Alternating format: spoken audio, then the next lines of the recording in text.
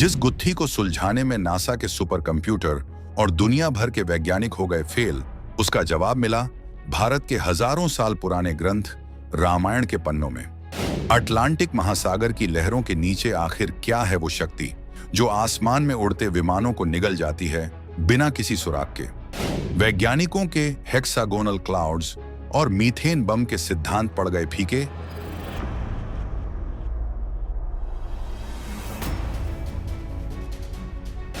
सामने आया हनुमान जी और राक्षसी सिंहिका का रहस्यमयी कनेक्शन। रावण की नाभि में छिपा वो अमृत कलश जिसे दुनिया सिर्फ कहानी मानती थी, क्या आज भी बरमूडा ट्रायंगल के नीचे एक्टिवेट है एक न्यूक्लियर रिएक्टर की तरह?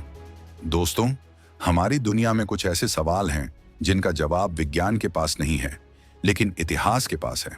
एक ऐसी पहेली जिसने पिछले 100 सालों से इंसान के दिमाग का दही कर रखा है। हम मंगल ग्रह पर रोवर उतार चुके हैं, हम ब्रह्मांड के दूसरे छोर पर झांक रहे हैं, लेकिन हमारी अपनी पृथ्वी पर अटलांटिक महासागर की छाती पर एक ऐसा इलाका है जहां जाकर इंसान का सारा ज्ञान, सारी टेक्नोलॉजी और सारा घमंड चकनाचूर हो जाता है। फ्लोरिडा, प्यूर्टो रिको और बरमूडा के बीच का वो 5 लाख वर्ग किलोमीटर का इलाका जिसे दुनिया खौफ के साथ बरमूडा ट्रायंगल कहती है। यहाँ जहाज पानी में डूबते नहीं हैं बल्कि गायब हो जाते हैं। यहाँ विमान आसमान से गिरते नहीं हैं बल्कि हवा में ही वाष्प बनकर उड़ जाते हैं। आखिर ऐसा क्या है वहाँ? क्या वहाँ समुद्र के नीचे एलियंस का कोई बेस है? क्या वहाँ समय का कोई ऐसा चक्रव्यूह है जो घड़ियों को रोक देता है? या फिर सच वो है जो भारत की मिट्टी से जुड़ा है, जो हमारे हजारों साल पुराने ग्रंथों में छिपा है? आज हम आपको कोई बच्चों वाली कहानी सुनाने नहीं आए हैं। आज बात होगी 2025 के उस नए भारत की नजर से जो पश्चिम के रटे रटाए विज्ञान पर आंख बंद करके भरोसा नहीं करता। आज हम उस फाइल को खोलने जा रहे हैं जिस पर धूल जमी है, लेकिन जिसके अंदर वो सच कैद है जो नासा और पेंटागन के वैज्ञानिकों की रातों की नींद उड़ा सकता है। जब आप इस वीडियो को अंत तक देखेंगे तो आपके पैरों तले जमीन खिसक जाएगी, क्योंकि तार जुड़ते हैं लंकापति रावण की उस शक्ति से जिसे हम सिर्फ एक कहानी मानते थे। हम आपको बताएंगे इस धमाकेदार खबर की पूरी कहानी, तो बने रहिएगा वीडियो पर। और इस संबंध में आपके जो भी विचार हो कमेंट में लिखकर जरूर बताइएगा। कहानी को समझने के लिए हमें थोड़ा पीछे चलना होगा, उस दौर में जब दुनिया को पहली बार एहसास हुआ कि समंदर का ये हिस्सा कोई मामूली पानी का टुकड़ा नहीं है, बल्कि मौत का एक ऐसा कुआं है जिसकी गहराई कोई नहीं नाप सका। 5 दिसंबर 1945 का वो दिन जिसने अमेरिकी नौसेना के इतिहास को हमेशा के लिए दागदार कर दिया। द्वितीय विश्व युद्ध खत्म हो चुका था। अमेरिका अपनी जीत के नशे में था। फ्लोरिडा के नेवल एयर स्टेशन से 5 TBM एवेंजर टॉर्पीडो बॉम्बर्स उड़ान भरते हैं। मिशन का नाम था फ्लाइट 19। ये कोई नौसिखिए पायलट नहीं थे, ये वो अनुभवी लड़ाके थे जिन्होंने युद्ध के मैदान में दुश्मनों को धूल चटा दी थी। आसमान साफ था, मौसम एकदम सुहावना था, लेकिन उड़ान भरने के कुछ ही घंटों बाद लीडर लेफ्टिनेंट चार्ल्स टेलर की आवाज रेडियो पर आती है, और वो आवाज खौफ से कांप रही थी। उन्होंने कंट्रोल रूम को कहा, हम नहीं जानते हम कहाँ हैं। समंदर वैसा नहीं दिख रहा जैसा दिखना चाहिए। हमारा कंपास पागल हो गया है। सुई चारों तरफ घूम रही है, हमें जमीन नहीं दिखाई दे रही। हर तरफ सिर्फ सफेद पानी है, सब कुछ गलत हो रहा है। और फिर रेडियो पर सिर्फ सन्नाटा छा गया, एक गहरा डरावना सन्नाटा। न कोई धमाके की आवाज, न कोई मेडे कॉल, न कोई आखिरी संदेश। 5 विमान और 14 क्रू मेंबर्स हवा में ही कहीं विलीन हो गए। लेकिन असली डर तो तब शुरू हुआ जब उन्हें खोजने के लिए एक मार्टिन PBM मैरिनर विमान भेजा गया जिसमें 13 लोग सवार थे। वो विमान उस इलाके में दाखिल हुआ और फिर वो भी कभी वापस नहीं लौटा। एक ही दिन में 6 विमान और 27 लोग ऐसे गायब हुए जैसे वो कभी अस्तित्व में ही नहीं थे। न कोई तेल का रिसाव मिला, न कोई मलबा, न कोई लाइफ जैकेट। समंदर ने उन्हें निगल लिया और डकार तक नहीं ली। ये तो बस एक घटना है। 1918 में अमेरिका का विशालकाय जहाज USS साइक्लोप्स 309 लोगों के साथ इसी ट्रायंगल में गायब हुआ था। न कोई तूफान था, न कोई दुश्मन का हमला, बस जहाज चलता रहा और फिर कभी किसी बंदरगाह पर नहीं पहुंचा। पिछले 100 सालों में 75 से ज्यादा विमान और 100 से ज्यादा छोटे बड़े जहाज इस शैतानी त्रिकोण की भेंट चढ़ चुके हैं। पायलट अक्सर वहां इलेक्ट्रॉनिक फॉग की बात करते हैं, एक ऐसा बादलों का गुब्बार जो जहाज के साथ साथ चलता है, समय की गति को बदल देता है और सारे उपकरणों को जाम कर देता है। ये कोई मनगढ़ंत किस्से नहीं हैं, ये वो रिकॉर्डेड बयान हैं जो उन चंद खुशनसीब लोगों ने दिए हैं जो मौत के मुंह से वापस लौट आए।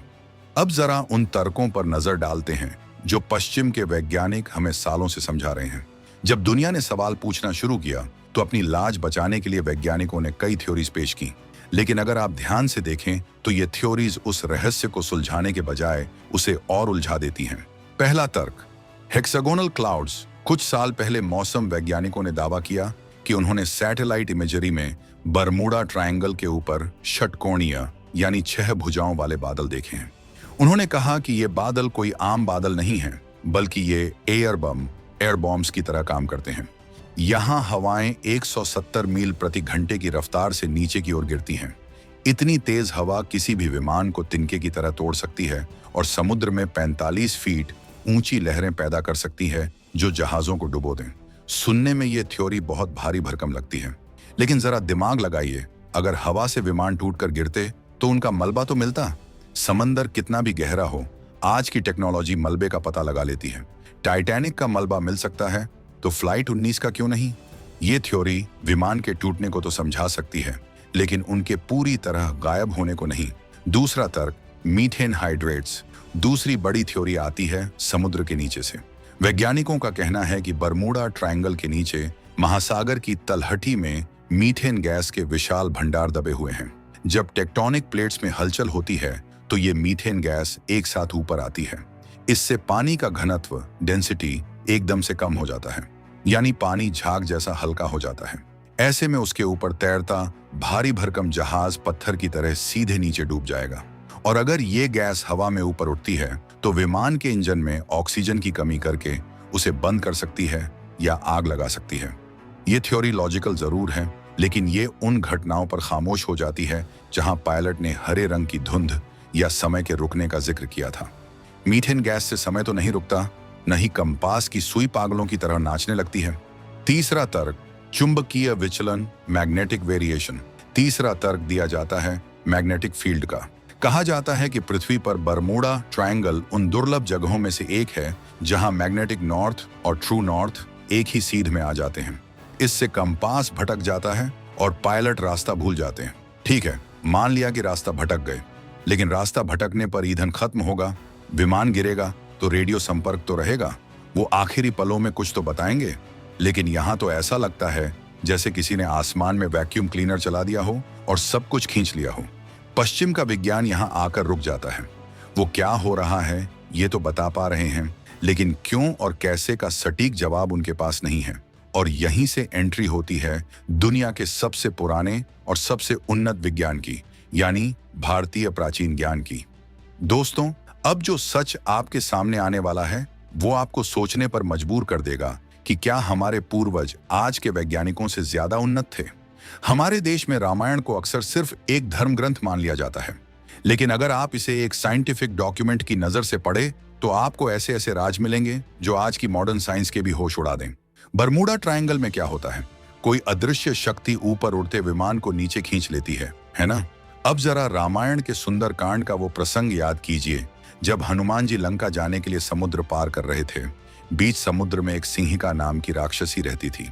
तुलसीदास जी ने रामचरितमानस में लिखा है, निशिचरी एक सिंधु महुम रही, करी माया नभू के खग गही।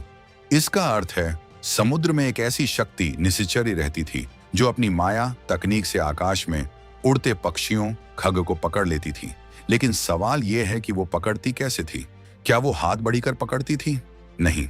आगे की लाइन सुनिए जो सबसे बड़ा सबूत है, तेहीं छाए गही कीन ही ना उड़ाई, यानी वो आकाश में उड़ने वाले जीव की छाया पकड़ लेती थी, जिससे वो जीव उड़ नहीं पाता था और सीधा नीचे पानी में गिर जाता था। अब यहाँ रुकिए और थोड़ा वैज्ञानिक दिमाग लगाइए। छाया पकड़ना क्या है? क्या सच में परछाई पकड़ने से कोई गिर सकता है? नहीं। प्राचीन विज्ञान में छाया का संदर्भ किसी वस्तु की एनर्जी सिग्नेचर या ग्रेविटेशनल रिफ्लेक्शन से हो सकता है। आज हम रडार टेक्नोलॉजी का इस्तेमाल करते हैं जो रेडियो वेव्स के रिफ्लेक्शन, एक तरह की इलेक्ट्रॉनिक छाया पर काम करता है। सिंहिका के पास शायद कोई ऐसी उन्नत तकनीक या जैविक शक्ति थी जो आकाश में उड़ने वाली किसी भी वस्तु की गति, वेलोसिटी और द्रव्यमान, द मास को लॉक कर देती थी। इसे आज की भाषा में आप ट्रैक्टर बीम या अत्यंत शक्तिशाली मैग्नेटिक वॉर्टेक्स कह सकते हैं। बरमूडा ट्रायंगल में भी ठीक यही हो रहा है। विमान ऊपर उड़ रहा है, लेकिन नीचे से कोई शक्ति उसे लॉक करती है। उसके नेविगेशन सिस्टम, जो उसकी इलेक्ट्रॉनिक छाया या पहचान है, को जाम करती है और उसे सीधे नीचे खींच लेती है। सिंहिका लंका के पास हिंद महासागर में थी, लेकिन उसकी प्रजाति या वैसी ही शक्तियां पृथ्वी के अन्य स्थानों पर भी हो सकती हैं। क्या यह संभव नहीं कि बरमूडा ट्रायंगल के नीचे आज भी कोई ऐसा यंत्र या प्राकृतिक संरचना सक्रिय है जो उसी छाया पकड़ने के सिद्धांत पर काम कर रही है? जिस ग्रेविटेशनल एनोमली, गुरुत्वाकर्षण की गड़बड़ी को आज नासा सैटेलाइट से ढूंढ रहा है, उसे हमारे ऋषियों ने हजारों साल पहले छाया ग्राहिणी विद्या का नाम दे दिया था। लेकिन कहानी सिर्फ सिंहिका तक खत्म नहीं होती। इससे भी गहरा और रोंगटे खड़े कर देने वाला कनेक्शन जुड़ता है लंकापति रावण से। हम सब जानते हैं कि रावण कोई साधारण राजा नहीं था। वो वेदों का झाता था, महान वैज्ञानिक था और उसके पास पुष्पक विमान जैसी टेक्नोलॉजी थी जो मन की गति से चलती थी। रावण की सबसे बड़ी ताकत थी उसकी नाभि में छिपा अमृत। विभीषण ने भगवान राम को बताया था कि रावण की मृत्यु तब तक नहीं हो सकती जब तक उसकी नाभि के उस अमृत को सुखाया न जाए।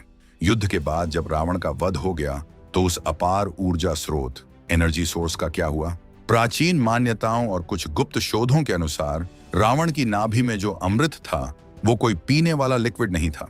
वो एक तरह का कंडेंस्ड कॉस्मिक एनर्जी कैप्सूल या एक अत्यंत शक्तिशाली रेडियो एक्टिव स्रोत था जो उसे अजेय बनाता था। आप इसे आज की भाषा में एक पोर्टेबल न्यूक्लियर रिएक्टर या फ्यूजन कोर समझ सकते हैं। जब रावण मारा गया तो वो ऊर्जा स्रोत निष्क्रिय नहीं हुआ, बल्कि और भी ज्यादा अस्थिर हो गया। युद्ध के बाद उस विनाशकारी ऊर्जा को पृथ्वी पर खुला छोड़ना मानवता के लिए खतरा हो सकता था। उसे नष्ट नहीं किया जा सकता था, उसे सिर्फ छिपाया जा सकता था।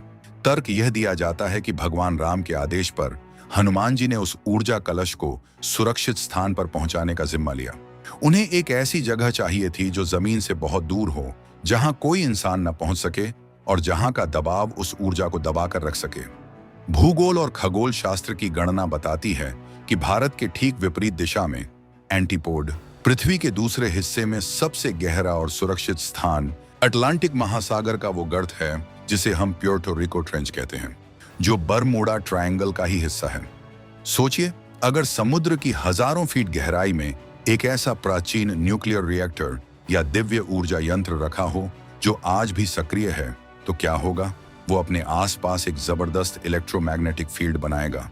कभी कभी जब यह ऊर्जा स्रोत फ्लक्चुएट, उतार चढ़ाव करता है या अपनी शक्ति छोड़ता है, तो उसके ऊपर से गुजरने वाली हर इलेक्ट्रॉनिक चीज, चाहे वो विमान हो या जहाज का सिस्टम, फेल हो जाता है। कंपास की सुई नॉर्थ की जगह उस ऊर्जा स्रोत की तरफ घूमने लगती है। यही वो दिव्य अमृत कलश है जो आज विज्ञान के लिए एक पहेली बना हुआ है। जिसे वैज्ञानिक मीथेन या मैग्नेटिक फील्ड कह रहे हैं, वो असल में त्रेता युग की वो महाशक्ति हो सकती है जो आज भी समंदर के सीने में दफन है। अब इस थ्योरी को थोड़ा और ठोस बनाते हैं भूगोल के जरिए। क्या आपने कभी सोचा है कि हमारे पुराणों में अमेरिका का जिक्र क्यों नहीं मिलता? मिलता है, लेकिन नाम अलग है। उसे पाताल लोक कहा गया है। भारतीय खगोल विज्ञान में उज्जैन को पृथ्वी का केंद्र माना गया है। प्राचीन काल में यहीं से समय की गणना होती थी, जैसे आज ग्रीनविच से होती है। अगर आप ग्लोब उठाएं और भारत के ठीक उल्टी तरफ छेद करें तो आप कहां निकलेंगे? आप निकलेंगे अमेरिका के पास। रामायण में पाताल लोक का जिक्र आता है। पाताल लोक का मतलब जमीन के नीचे का लोक नहीं, बल्कि पृथ्वी के दूसरी तरफ का भूभाग था, जहां अहिरावण और मैदानव जैसे मायावी राजा राज करते थे। अहिरावण, जो पाताल लोक का राजा था, उसके पास भी ऐसी ही मायावी विद्याएं थीं। बरमूडा ट्रायंगल की भौगोलिक स्थिति और प्राचीन नक्शों का विश्लेषण यह इशारा करता है कि यह क्षेत्र पाताल लोक का प्रवेश द्वार या उसका मुख्य केंद्र रहा होगा। यहाँ की डायमेंशनल जियोमेट्री, आयामी ज्यामिति, पृथ्वी के बाकी हिस्सों से अलग है। इसीलिए यहाँ समय और स्थान, टाइम एंड स्पेस के नियम बदल जाते हैं। जो विमान यहाँ गायब होते हैं, कुछ थ्योरीज के मुताबिक वो नष्ट नहीं होते, बल्कि वो किसी पोर्टल के जरिए किसी और आयाम या समय में चले जाते हैं। क्या पता फ्लाइट 19 के पायलट आज भी किसी और कालखंड में उड़ान भर रहे हों। जिस तरह हनुमान जी पाताल लोक जाकर अहिरावण का वध करके राम लक्ष्मण को लाए थे, वो रास्ता कोई सामान्य रास्ता नहीं था। वो शायद वही वर्महोल था जिसे आज आइंस्टीन की थ्योरी सही साबित करने में लगी है। हमारे ऋषियों ने इसे हजारों साल पहले ही नक्शे पर उतार दिया था। बरमूडा ट्रायंगल से जो लोग बचकर आए, उन्होंने एक बहुत ही अजीब बात बताई। उन्होंने कहा कि वहां आसमान में नहीं, बल्कि समुद्र की सतह से एक इलेक्ट्रॉनिक कोहरा, इलेक्ट्रॉनिक फॉग उठता है। यह कोहरा विमान के साथ साथ चलता है। मियामी के एक पायलट ब्रूस गर्नन ने 1970 में इसका सामना किया था। उन्होंने बताया कि जैसे ही वो इस कोहरे में घुसे, उनके विमान के सारे इलेक्ट्रॉनिक मीटर फेल हो गए। अजीब बात यह थी कि उन्होंने 30 मिनट का सफर सिर्फ 3 मिनट में तय कर लिया, यानी वो समय से आगे निकल गए। यह टाइम वॉर्प या समय का सिकुड़ना रावण के अमृत कलश की उस थ्योरी को और भी पुख्ता करता है। हम जानते हैं कि भारी गुरुत्वाकर्षण या अत्यधिक ऊर्जा समय को मोड़ सकती है, टाइम डिलेशन। अगर समुद्र के नीचे कोई इतना शक्तिशाली ऊर्जा स्रोत है जो स्पेस टाइम को मोड़ रहा है, तो यह संभव है कि वहां समय की गति बाहर की दुनिया से अलग हो। शायद इसीलिए वहां से भेजे गए रेडियो संदेश हमें कभी नहीं मिलते, क्योंकि वो किसी और समय में गूंज रहे होते हैं। यह कोई जादू नहीं है, यह शुद्ध भौतिकी है, जिसे हमारे पूर्वज माया कहते थे। अब एक बहुत बड़ा सवाल, अमेरिका की नौसेना के पास दुनिया की सबसे बेहतरीन तकनीक है। उनके पास ऐसी पनडुब्बियां हैं जो महीनों तक पानी के नीचे रह सकती हैं।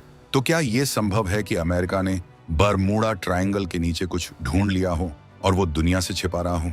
अटलांटिक महासागर के बीचों बीच अमेरिका का एक बहुत ही गुप्त अंडर वाटर टेस्टिंग सेंटर है, जिसे AUTEC, Atlantic under sea test and evaluation centre कहते हैं। आधिकारिक तौर पर यहाँ हथियारों का टेस्ट होता है, लेकिन दबी जुबान में कई लोग इसे पानी के नीचे का एरिया 51 कहते हैं। क्या अमेरिका को रावण के उस ऊर्जा स्रोत या उस प्राचीन तकनीक का सुराग मिल गया है? क्या वो उस शक्ति को हासिल करने की कोशिश कर रहे हैं? क्योंकि अगर वो अमृत कलश या वो छाया पकड़ने वाला यंत्र किसी के हाथ लग गया, तो वो देश दुनिया का सबसे शक्तिशाली देश बन जाएगा। वो बिना मिसाइल चलाए किसी भी देश की वायुसेना को जमीन पर गिरा सकता है। शायद इसीलिए इस इलाके में इतनी गोपनीयता बढ़ती जाती है। शायद इसीलिए जब भी कोई विमान गायब होता है, तो उसकी फाइल बहुत जल्दी बंद कर दी जाती है। यह एक ऐसा खेल है जिसमें विज्ञान, इतिहास और कूटनीति सब आपस में उलझे हुए हैं। तो दोस्तों, तस्वीर अब साफ होने लगी है। जिसे पश्चिम अपनी नई खोज बताता है, वो असल में हमारे पूर्वजों का छोड़ा हुआ एक निशान भर है। बरमूडा ट्रायंगल कोई कुदरत का खेल नहीं, बल्कि प्राचीन उच्च तकनीक, एंशिएंट हाई टेक्नोलॉजी का एक जीता जागता सबूत है। चाहे वो सिंहिका की रडार जैमिंग और ग्रेविटेशनल लॉक तकनीक हो, या फिर रावण के अमृत कलश की बेहिसाब न्यूक्लियर ऊर्जा, तार सारे के सारे भारत से ही जुड़ते हैं। आज जरूरत है कि हम अपनी विरासत को सिर्फ कहानियों की तरह सुनना बंद करें और उनमें छिपे विज्ञान को समझें।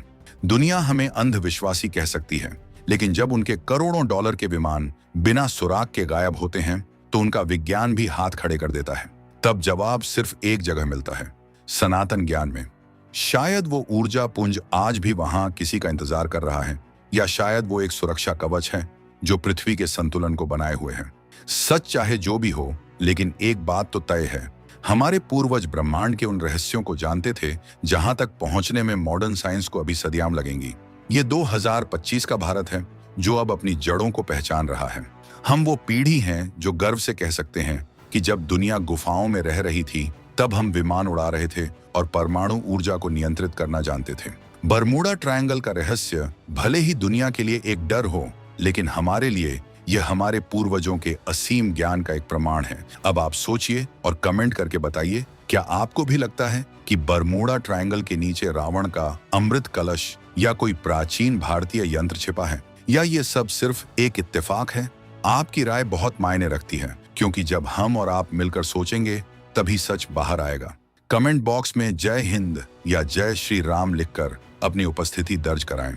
इस वीडियो को इतना शेयर कीजिए कि ये जानकारी हर भारतीय तक पहुंचे और वो अपने इतिहास पर गर्व कर सकें। लाइक का बटन दबाकर हमारी मेहनत को सफल बनाएं। और हाँ, अभी जाइएगा मत, क्योंकि अगले वीडियो में हम एक और धमाका करने वाले हैं।